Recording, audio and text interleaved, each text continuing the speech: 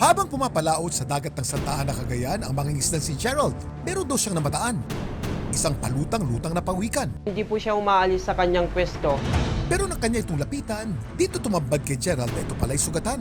Wow. Nangangamoy na rin daw ito. Ang pawikan kasi, wala na palang buhay. Ano kayang nangyari sa kawawang pawikan?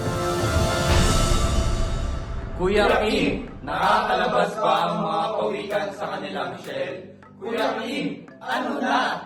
Di tulad sa madalas napapanood natin sa mga cartoons, ang mga pawikan hindi nakakalabas ng kanilang shell. Ang kanila kasing katawan naka-attach o nakakabit dito. 6 na po ang kanilang mga buto, kabilang na ang backbone, breastbone at ribs. Nakakabit sa inner layer ng kanyang shell. Kaya kasabay ng paglaki ng pawikan ay ang paglaki rin ng shell nito. Paano kaya ito mga idol? Laki oh.